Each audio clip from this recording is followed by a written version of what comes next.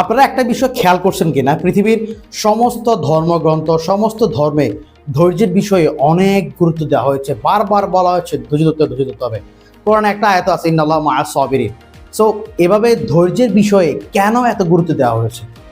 এটার অনেকগুলো কারণ আছে, অনেক দিক থেকে এটা অনেক রকম ব্যাখ্যা আছে, তাৎপর্য আছে। বাট আমি যদি আপনাদেরকে ফাইন্যান্সিয়াল সেক্টরে এটার তাৎপর্য তুলে ধরতে চাই, তাহলে বিষয়টা হচ্ছে এরকম: বিনিয়োগ করতে আসলে আপনাকে অবশ্যই ধৈর্য ধরতে হবে, কারণ আপনি শর্ট টাইমে এখানে খুব বেশি কিছু করে ফেলতে পারবেন না। আপনাকে বিনিয়োগের মাধ্যমে যদি নিজের এবং পরিবারের জন্য ওয়েলথ বিল্ড করতে হয়, তাহলে আপনাকে অবশ্যই ধৈর্য ধরতে হবে।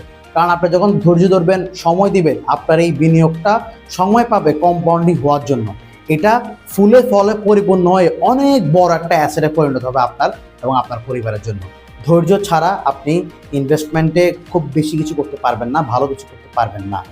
আর এটাই একটা তাৎপর্য যে বারবার বলা হয়েছে ধৈর্যের কথা এবং পৃথিবীর অনেক বড় বড় মনীষী ধৈর্যের ব্যাপারে তারা গুরুত্ব করে গিয়েছেন।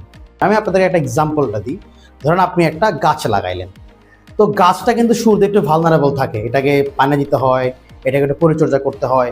তো গাছটা মোটামুটি যখন একটু শক্তিশালী হয়ে যায়, তখন সে নিজের খাদ্য নিজে তৈরি করতে পারে এবং একটা পর্যায়ে কী করে, সে আমাদেরকে অক্সিজেন দেয়, কার্বন ডাই অক্সাইড সে চুষে নিচ্ছে, সে আমাদেরকে ছায়া দিচ্ছে, কাঠ দিচ্ছে, ফল দিচ্ছে, ফুল দিচ্ছে, পাতা দিচ্ছে, ঘ্রাণ দিচ্ছে। কতভাবে সে আমাদেরকে বেনিফিট করতেছে। তো কীভাবে হচ্ছে এটা? কারণ আমরা তাকে গ্রো করার জন্য টাইম দিয়েছি। বাই দ্য সেম ওয়ে আপনি আপনার ইনভেস্টমেন্টকে গ্রো করার জন্য টাইম দেন, my God, it is going to blow it.